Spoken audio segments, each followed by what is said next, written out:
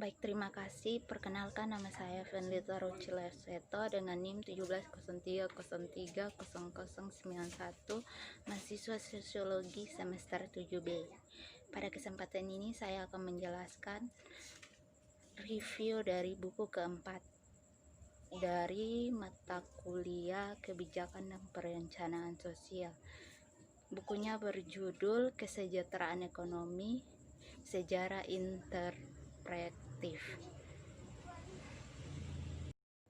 Pada bagian yang pertama membahas tentang tujuan dan ruang lingkup pekerjaan, yang kedua tentang utilitarianisme untuk ekonomi kesejahteraan Pigao, yang ketiga Pigao dan pendirian ekonomi kesejahteraan, yang keempat teori preventif dan munculnya kesejahteraan baru ekonomi, yang kelima prevensi sosial, yang keenam utilitas dan kesejahteraan perkembangan yang lebih lanjut, yang ketujuh kehilangan koherensi, yang kedelapan tabir ketidaktahuan, yang kesembilan jalur yang berbeda, dan yang kesepuluh ekonomi kesejahteraan dan perilaku. Bagian yang pertama membahas tentang tujuan dan ruang lingkup pekerjaan. Ekonomi kesejahteraan adalah studi sistematis tentang rekomendasi kebijakan normatif di bidang ekonomi. Ekonomi kesejahteraan terapan adalah upaya untuk mengatakan apa yang seharusnya menjadi sehubungan dengan kebijakan pemerintah. Dan ekonomi kesejahteraan teoritis adalah mencoba untuk belajar bagaimana menciptakan ekonomi kesejahteraan terapan yang andal.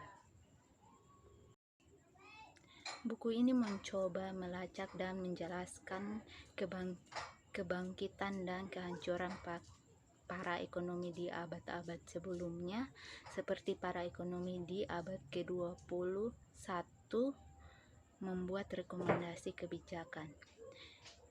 Pigao membahasnya dan dalam prosesnya memperkuat dilema bagi banyak orang ekonom.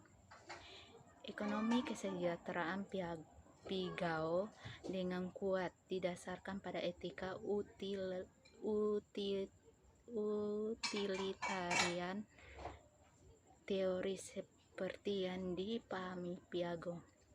Teori ini memberikan yang paling transparan dukungan untuk argumen bahwa pasar bebas dapat menghasilkan peningkatan kemakmuran dalam arti yang signifikan secara normal. Ekonomi kesejahteraan Pigao digambarkan sebagai sangat koheren. Pengertian koheren sejauh itu terdiri dari proposisi yang memerlukan atau meningkatkan probabilitas bersyarat satu sama lain, dan kurang koheren sejauh ini bahwa itu dapat dibagi menjadi subset proposisi yang tidak berhubungan dan sejauh itu mengandung anomali yang tidak dapat dijelaskan. Bagian yang kedua membahas tentang utilitarianisme untuk ekonomi kesejahteraan Pigao. Utilitarianisme adalah sejenis konsekuensi teori etika, meskipun peranannya mungkin terbatas pada kebijakan publik. Tetapi ada beberapa jenis konsekuensialisme dan utilitarianisme. Pigao adalah sebuah contoh dari utilitarisme kepuasan. Pada bagian yang pertama, utilitarianisme adalah filsafat moral, artinya pemikiran tari yang pertama dan terpenting berkaitan dengan tindakan yang harus kita lakukan, dengan cara kepuasan harus dibuat, bagaimana kita memutuskan dan bagaimana kita bertindak. Yang kedua, utilitarianisme adalah bentuk konsekuensialisme. Artinya seseorang utilitarian berpendapat bahwa kebenaran tindakan dan keputusan hanya bergantung pada kesempatan mereka. Bagian yang berikut dari berkaitan dengan masalah ekonomi dan keterpaduan, dan yang berikut tentang Pigou, utilitas dan kepuasan.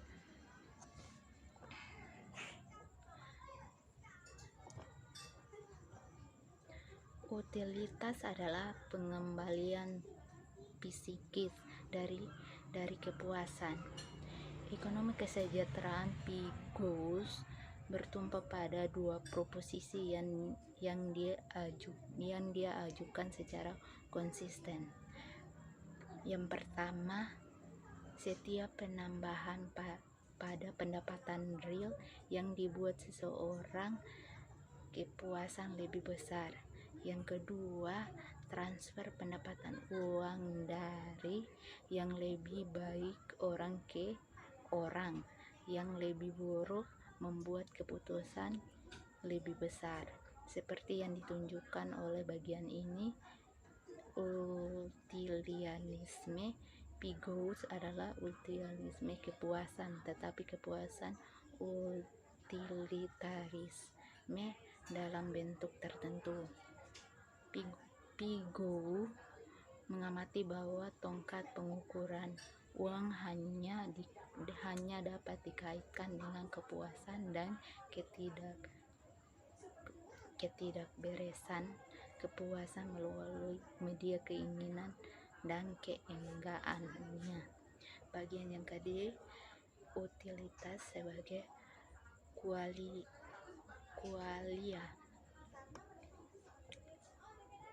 Utilitas seperti yang dipahami oleh Pigou adalah qualia tertentu jenis. Ini biasanya menyelesaikan beberapa masalah yang akan muncul kemudian. Dalam filosofi abad yang lalu, qualia telah menjadi topik pertimbangan yang mendalam. Qualia adalah kesan subjektif dari berbagai hal, seperti yang diilustrasikan oleh Nagel, dan pendapat yang lain mengenai qualia adalah sifat subjektif atau kualitatif dari pengalaman. Kesimpulan dari bab yang kedua dari saya adalah, pada awal abad ini penggunaan konsep utilitas telah menjadi umum dalam ilmu ekonomi sebagai dasar teori penawaran, permintaan, dan keseimbangan Brium. Beberapa ekonomi mengikuti Mill dan menjadikan ini sebagai aspek seseorang dalam pemahaman utilitarian tentang etika dan kebijakan publik, sementara yang lain menolak ini sebagai tindakan ilmiah. Utilitarianisme yang diwarisi Pigou dari Marshall bukanlah Benthamisme, bukan pula utilitarianisme preferensi ordinal dari ekonomi mikro modern, melainkan utilitarianisme kepuasan, yaitu utilitarianisme yang terkait sejumlah utilitas subjektif dengan kepuasan keinginan. Untuk menggunakan terminologi yang akan tersedia sampai abad ke-20.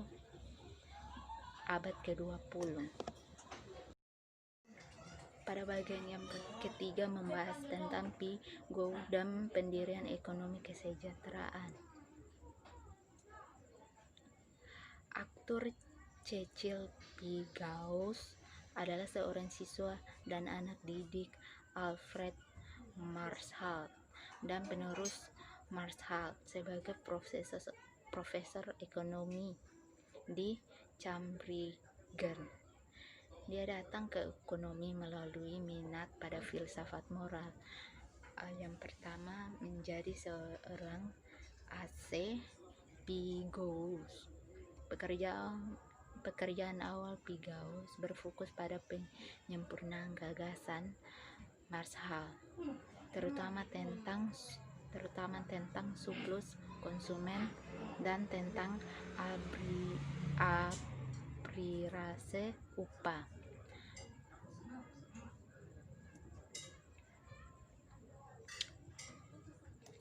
Pigou mengeksplorasi harmoni dan ketidakharmonisan pertimbangan produktivitas dan distribusi di bidang ekonomi. Pigou menetapkan ide-ide yang akan dibentuk bidang yang dikenal sebagai ekonomi kesejahteraan. Secara umum, penyebab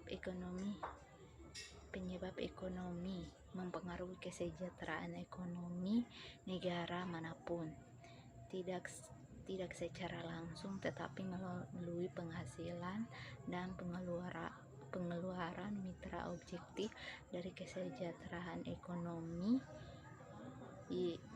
yang oleh para ekonom disebut dividen nasional atau pendapatan nasional. Pigou mengakui bahwa peningkatan kesejahteraan ekonomi dapat diimbangi dengan penurunan kesejahteraan non-ekonomi.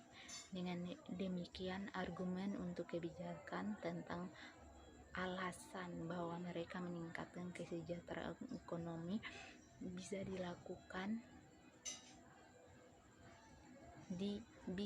dikalahkan oleh negara.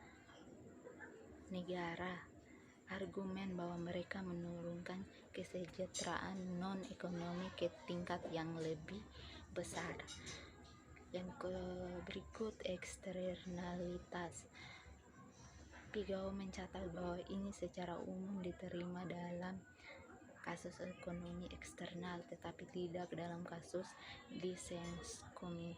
diseskomins eksternal. Pada bagian kritik mudah, gagasan tentang eksternalitas membingungkan didiskusikan. Pigous berkembang sebagai besar dalam tanggapan. Tidak banyak dipahami bahwa Pigous benar. Meskipun idenya kurang berguna sebagai ilmu kebijakan, Pigous mengantisipasi kritik ini dengan hati-hati membedakan harga penawaran marginalnya, kurva dari biaya khusus Marshall. Yang berikut mengenai kritik kotak kosong. Ide Pigous tentang eksternalitas berlanjut untuk menarik kritik lebih atau kurang di sepanjang garis dan diberhentikan oleh Chatham sebagai kotak kosong. Posisi pasar bebas Ellis dan Vernal akan tetap menjadi posisi ortodoks selama bertahun-tahun hingga ke-20 abad.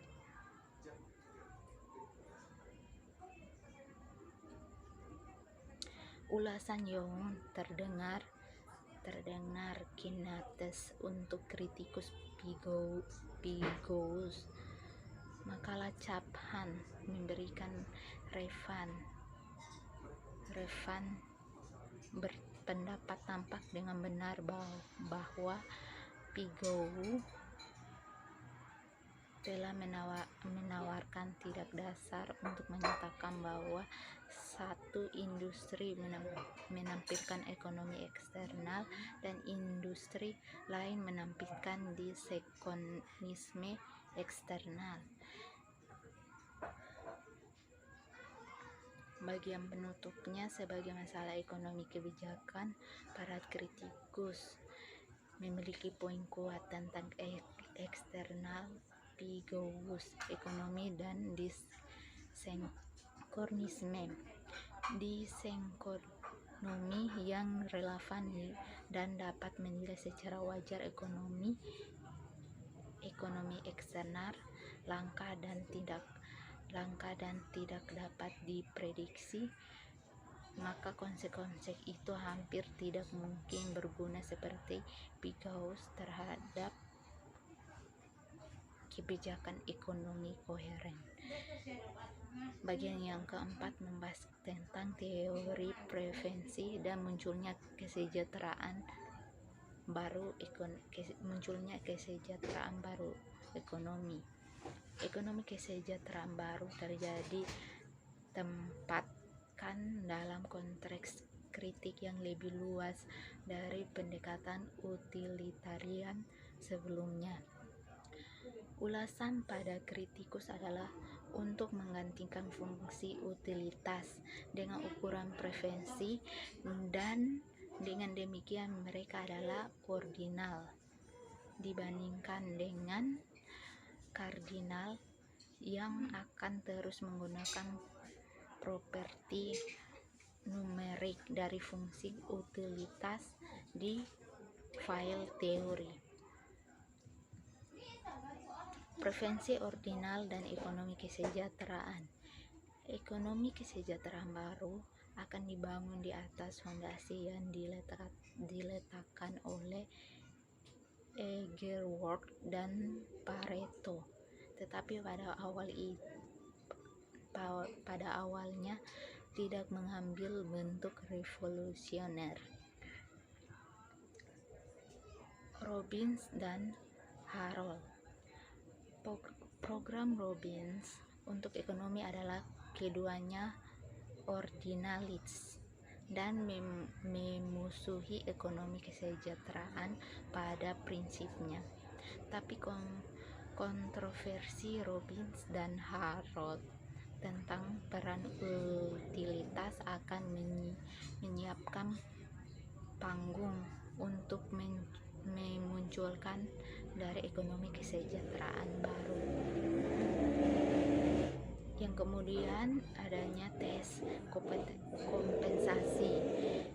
Di sana ide tes kompensasi sebagai penerapan konsep surplus konsumen belakang dalam gagasan beberapa writer, diantaranya Hicks menyumbangkan wawasan dan sistem sintesis penting. Yang berikut mengenai preferensi non-transfisit, dan yang berikut mengenai ordinalisme dan ekonomi kesejahteraan. Liner menyarankan bahwa argumen utilitarian untuk persamaan pendapat dapat dipertahankan.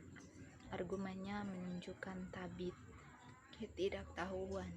Argumen beberapa dekade kemudian Liner berkomitmen untuk penetapan harga biaya marginal dan mendukung sistem ekonomi yang telah ada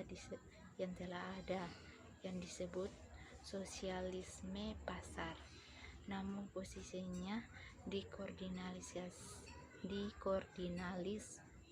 ordinalis kontroversi yang telah menjadi subjek paling kontroversi.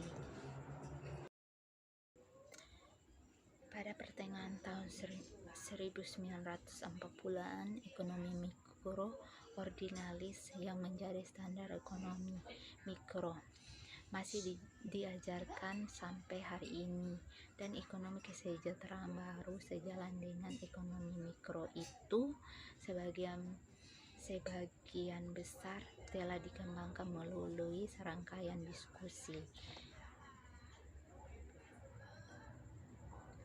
Yang kelima, mengenai prevensi sosial. Fungsi kesejahteraan sosial seperti yang dikembangkan oleh Bregson, Samuelson, dan Langer adalah secara konseptual selangkah lebih maju dari ekonomi kesejahteraan baru. Di dalamnya dapat masuk prinsip memberikan jawaban pasti atas pertanyaan kebijakan publik yang lebih baik, sedangkan ekonomi kesejahteraan baru pada prinsipnya tidak bisa. Fungsi kesejahteraan sosial. Fungsi kesejahteraan sosial seperti yang dikembangkan oleh Bregson dan Samuelson dan Lange adalah secara konseptual selangkah lebih maju dari ekonomi kesejahteraan baru. Yang berikutnya, komunitas kurva selisih. Konsep ketidakpedulian komunitas kurva muncul awalnya dalam konteks tes kompensasi dan tidak didefinisikan secara unik pada alokasi sumber daya apapun. Mereka tidak secara umum kuntuh fungsi kesejahteraan sosial, tetapi kuntuh khusus tersebut telah disebut kurva ketidakpedulian sosial. Yang berikut, kontroversi koordinalis organisasi berlanjut preventif yang terungkap. Samuelson bersama Little dan Hacker, teori prevensi yang dikerjakan ulang atas dasar yang cukup fiskal. Berbagai kekurangan teori fisika tentang keputusan individu di dalamnya tidak ada artinya bagi ekonomi. Yang berikut adanya kritik kecil dan apa itu ilmu ekonomi tebal. Sedikit penambahan bahwa istilah-istilah umum dari ilmu ekonomi memiliki arti deskriptif dan penilaian. Dalam hal ini di diskusi filosofi mereka kental, dan diskusi ini memperkuat sedikit gunanya. Salah satu hal yang tampak disetujui oleh semua orang sebelum Little adalah bahwa ada yang jelas dikotomi atau penilaian fakta dan penilaian nilai, dan apa adanya mungkin bagi ilmu ekonomi untuk tetap bebas dari penilaian. Jauh sebelumnya, Firdan Pigaut telah menyatakan ekonomi sebagai ilmu positif tentang apa dan cenderung menjadi ilmu normatif tentang apa yang seharusnya. Pada bagian yang keenam membahas tentang utilitas dan kesejahteraan pengembangan lebih lanjut. Pada pertengahan tahun 1950-an, kontroversi antara koordinalisme dan ordinalisme benar disebut sudah berakhir. Untuk sebagian besar hal itu berakhir di kelelahan di kedua sisi. Yang bagian yang keada berkaitan dengan von Neumann, Morgenstern dan pengukuran utilitas. Yang kedua mengenai utilitas dan semuanya. Yang ketiga banyaknya kontribusi air asin untuk ekonomi kesejahteraan. Yang keempat penilaian ekonomi kesejahteraan setelah pertengahan abad. Pada bab ini saya menyimpulkan pada pertengahan tahun 1950-an kontroversi antara kordinalisme dan ordinalisme benar-benar disebut sudah berakhir, dan dalam banyak hal tahun 1950-an dan awal 1960-an dapat dianggap sebagai beberapa hal dari zaman keemasan untuk ekonomi kesejahteraan, dan terutama tentu saja untuk ahli teori Ayrshire.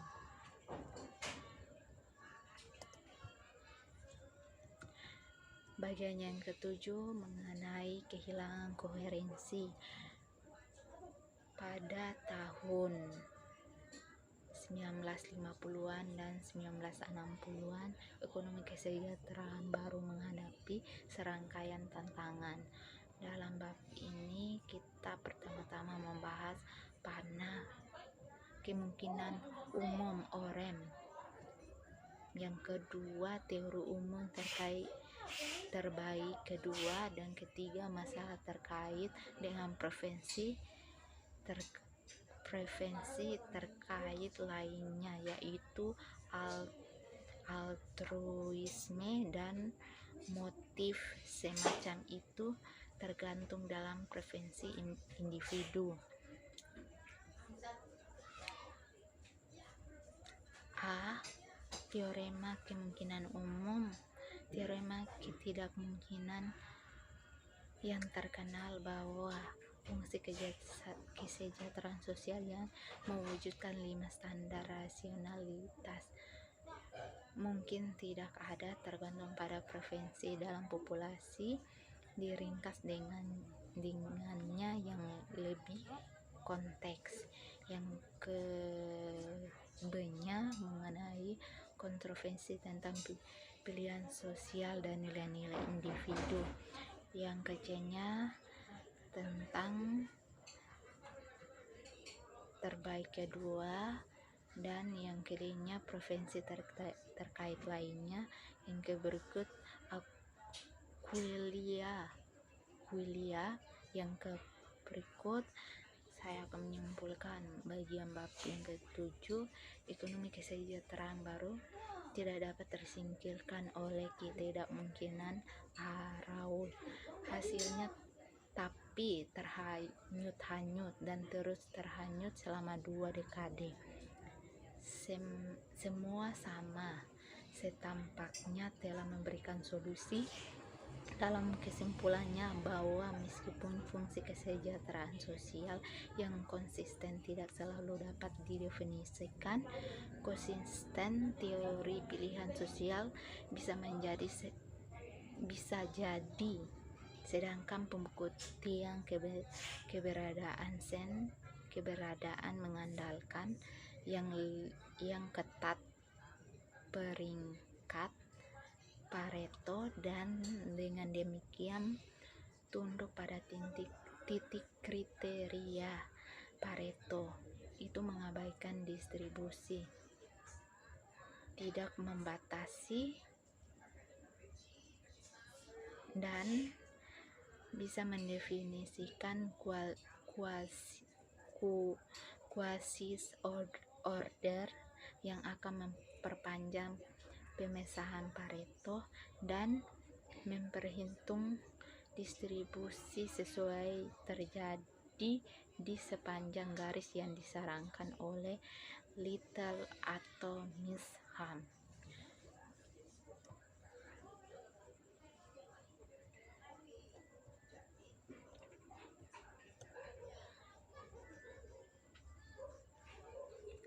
Pada bagian yang ke-8 membahas tentang tabir ketidaktahuan.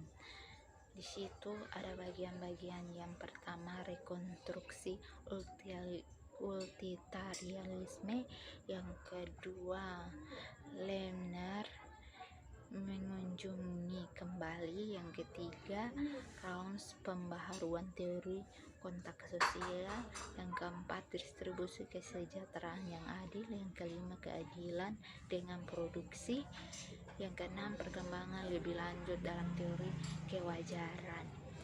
Kesimpulan yang saya dapat dari bab ke-8 adalah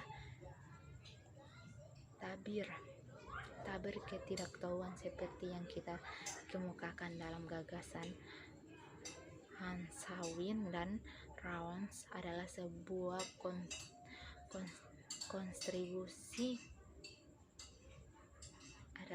kontribusi penting untuk teori sosial normatif dan ekonomi kesejahteraan khususnya. Dan pada bagian yang ke-9 membahas tentang jalur yang berbeda. Di akhir abad ke-20-an, penelitian ekonomi semakin banyak disalurkan ke dalam apa yang banyak orang sebut silo, yaitu subspesialisasi profesi yang berkomunikasi sedikit satu sama lain dan sering tidak menyadari perkembangan masalah di luar subspesialisasi mereka.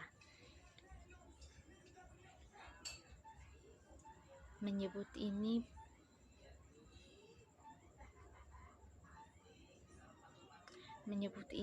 profesionalisasi yang dimana beberapa subspesialisasi ini kurang profesional daripada yang lain, dengan indikasi yang disarankan Koopman, dan beberapa tidak lebih sukses dari yang lain. Oleh karena itu, pada bab ini menelusuri beberapa divergen, tetapi dalam beberapa kasus berpotongan jalur wancana.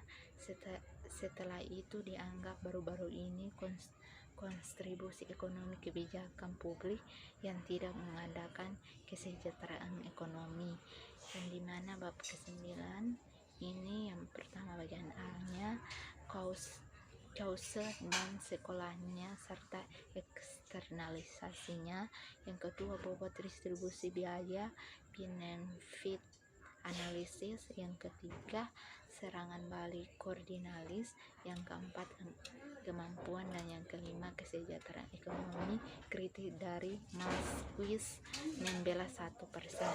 Kesimpulan dalam bab ini,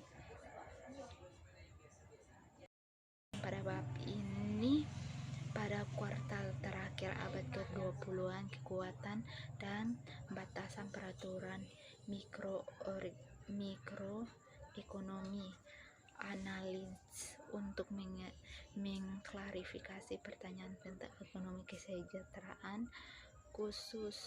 kasus untuk pasar bebas sebagai Pareto optimal keduanya karena kondisi pasar yang bisa diwujudkan kesejahteraan sama aliansi dapat dipatahkan sebagai kriteria untuk ilmu sosial normatif.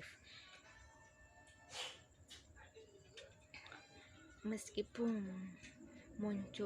memunculkan beberapa literatur yang kuat, tidak satu pun dari ini mempengaruhi konsensus pemikiran ekonomi tentang kesejahteraan dan kebijakan pada abad ini. Pendekatan baru lain yang diusulkan oleh Marquis adalah kembali ke ide John Buttercall, tetapi proposal itu menimbulkan pertanyaan yang mungkin yang mungkin diperlukan 1 abad lagi akan menggantikan ekonomi kesejahteraan sebagai dasar evaluasi kebijakan publik. Bagian yang ke-10 membahas tentang ekonomi kesejahteraan dan perilaku ekonomi.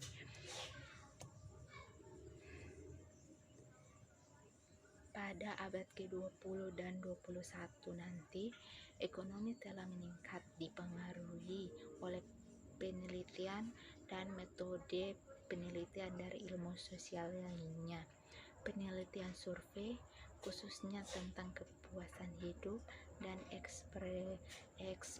eksperimental metode, bersama dengan beberapa ide teoritis dari psikologi perilaku. Setiap perkembangan ini telah menantang ekonomi kesejahteraan untuk sebagian besar tentang ini tetap terbuka. Pada saat yang sama, tanggapan terhadap tantangan ini, Leibniz telah memberikan kehidupan baru pada ekonomi kesejahteraan. Bagian ke-10A mengenai kebahagiaan. Studi kuesioner telah menghasilkan banyak informasi tentang kepuasan yang dilaporkan sendiri dengan hidup atau kebahagiaan. Beberapa ekonom terkemuka menafsirkan kebahagiaan dalam pengertian ini sebagai kesejahteraan dan akan menempatkannya di pusat ekonomi kesejahteraan. Ekonomi belum menjadi pimpinan dalam penggunaan studi kuesioner menilai keadaan pikiran makhluk yang berbeda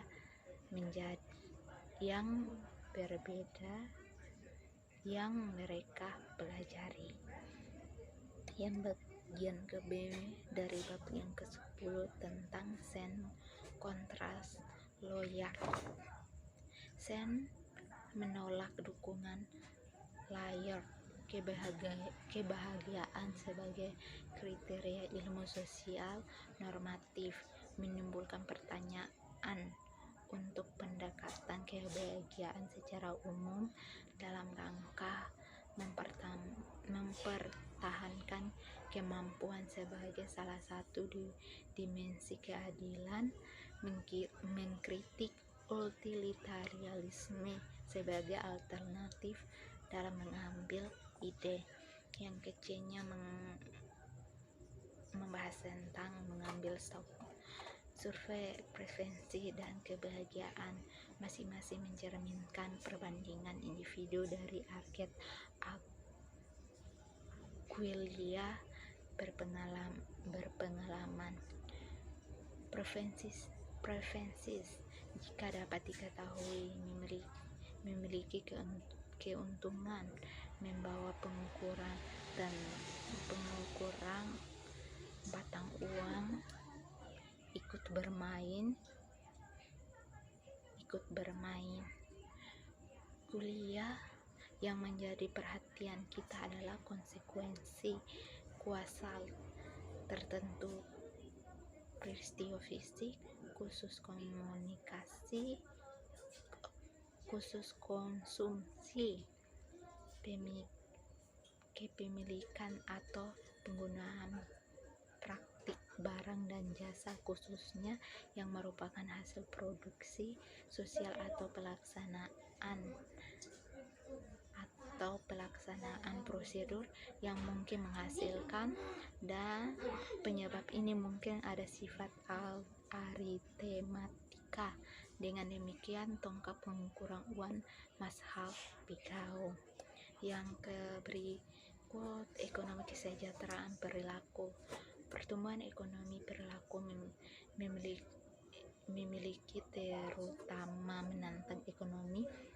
menantang teori preferensi yang diungkapkan, yang merupakan hal yang krusial dasar ekonomi kesejahteraan ordinalis.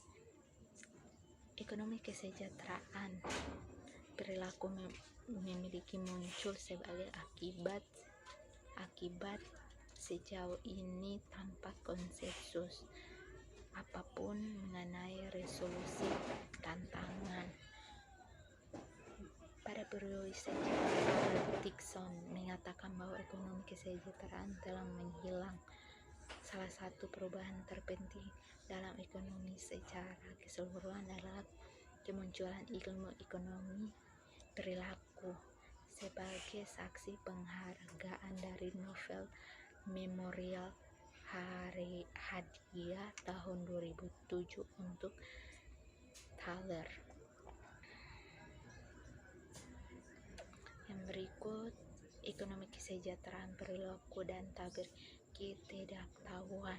Ekonomi adalah ilmu sosial yang paling matang dalam arti kronologi sederhana yang tampak benar. Sekian dari pemahaman mengenai buku yang saya bahas, yakni